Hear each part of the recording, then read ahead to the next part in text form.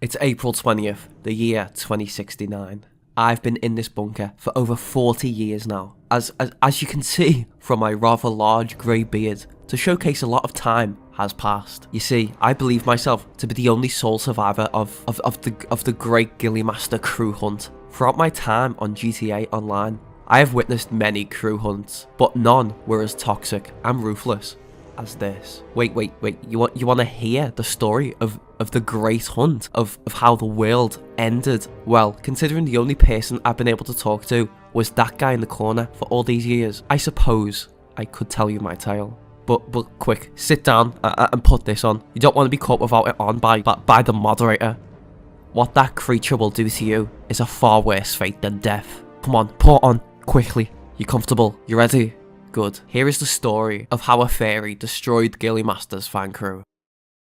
The year was 2018 in GTA Online, and the Doomsday Heist and After Hours DLCs had just been released. A swarm of mosquitoes had begun to block out the sun, and the very earth itself was being shook every day with every orbital cannon shot. Amidst all this, there was a YouTuber, one going by the name of Ghilliemaster. Wait, where's he gone? He's disappeared. I can't find him in this conveniently placed knee-high grass. Get out, Gilly, come on, stop messing around. Get out of there. I have a video to record. Oh my god, stop. Just get out the grass. He's a man on YouTube you either love or you hate. He's a man with over 230,000 subscribers, 62 million views across all of his videos, a group of loyal and dedicated subscribers, and one fan crew that seemingly literally nobody in the community likes. No, we're getting ahead of ourselves. You see, there is a lot you could say about Ghilliemaster. For example, one could say that his YouTube profile picture and banner is absolutely hideous and needs to be burned at the stake.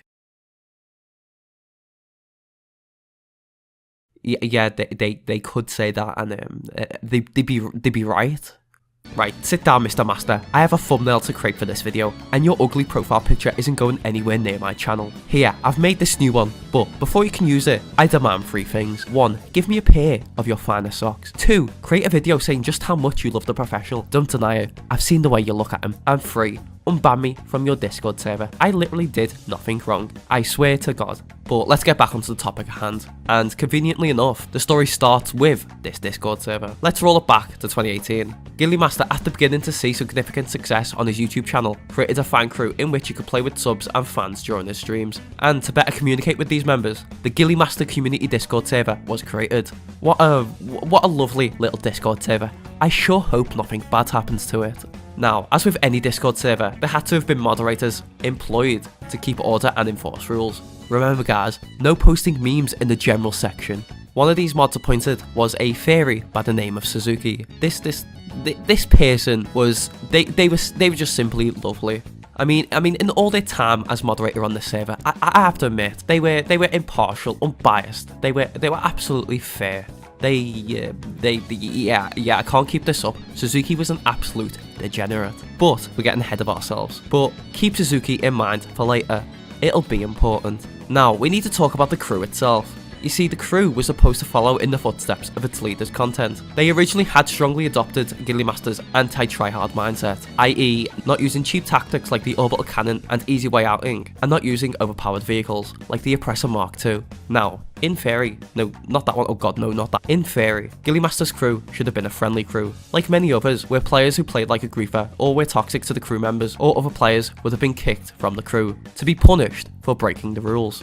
So, did this happen with the toxic players kicked? No, they were actually not. You see, our friend Ghilliemaster was, shall we say, slightly lazy when it came to his crew's moderation. In fact, when it came to moderation, when it came to kicking tryhards and griefers from his crew, he kinda didn't. And this is where our good friend Suzuki popped in. You see, with the absence of Ghilliemaster, Suzuki saw the empty power vacuum, and as with any big ego Discord moderator, they decided to seize power for themselves. Gilly was nowhere to be seen, and the most active members of the crew needed a leader. They needed to be guided, and unfortunately for the GTA community, Suzuki became that person. You see, Suzuki kind of had a bit of an ego, shall we say, and since they had power within Ghilliemaster's community, many players followed their lead. Suzuki began their reign of terror over the GTA community, with Ghilliemaster's fans at their disposal by targeting and fighting other crews they didn't particularly like, as well as ex-members of the Ghilliemaster crew who had left due to Suzuki's behaviour. Suzuki specifically targeted those that didn't appreciate how they had taken power for themselves. What's worse, where Ghilliemaster promotes a clean and fair playstyle, and originally enforced this within his crew, Ghillie, of course, was diagnosed with the lazy, and he stopped bothering to enforce this rule within his crew, leaving the crew entirely within Suzuki's control. This isn't very good. After a while, Suzuki had her own subdivision in the Ghilliemaster fan crew that was solely dedicated to their wills and wishes, acting as a pseudo-cult leader within the crew. Suzuki, over their entire reign, killed many players, playing like a tryhard, playing like those that Ghillie once condemned. Suzuki's cult of crew members didn't care about what tactics they used to grief and kill other players, whether it was the orbital cannon, the Mark II, or worse, modding. They were ruthless and went against everything Ghillie stood for.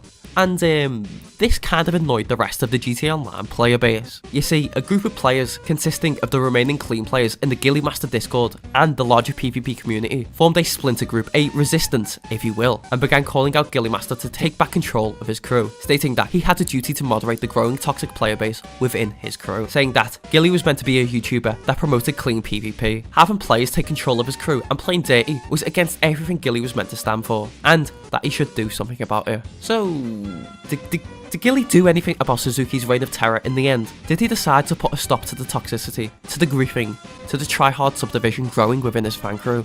No, he did not. What's worse, Suzuki at this point began taking control of the Discord server itself, banning people that they didn't particularly like, and muting those that spoke ill of what they were doing. Even I was caught in the crossfire. As you can see here, I too was muted for making a fairy joke. This is so sad. No fairy jokes, no anime slander, no fun whatsoever. If something went against Suzuki's will and wishes, if someone dared say something that wasn't acceptable, they'd be muted or banned without mercy. A formal protest was arranged on the Discord server. It wasn't very effective. At this point, everyone had just about had enough. Everyone was absolutely sick of dealing with Suzuki and the disciples within Ghilliemaster's crew. It was clear to the community that drastic action needed to be taken. It was the end of the line, the final straw, if you will. A few brave souls took it upon themselves to form an anti-Suzuki squad. However, it was clear that in order to win this battle, conventional means were not going to be enough. To triumph over this fairy menace, they had to fight fire with fire, to harness, to weaponize the degeneracy against their oppressors. It was clear that in order to beat a fairy, they needed a fairy of their own. Enter Trigger of Blue Execution, and in the past of Seuss, the greatest PvP crew on PC, which is the most chaotic version of GTA Online. He led the charge in the crew hunt against Suzuki and their cult inside the once clean Ghilliemaster fan crew. With the aid of notable people such as Motmas, PvP YouTuber with over 180,000 subscribers, a widespread crew hunt was announced, targeting any and all Ghilliemaster fan crew members in an act of protest against Suzuki and Ghilliemaster's negligence regarding his crew and Discord. And with that, the hunt was on.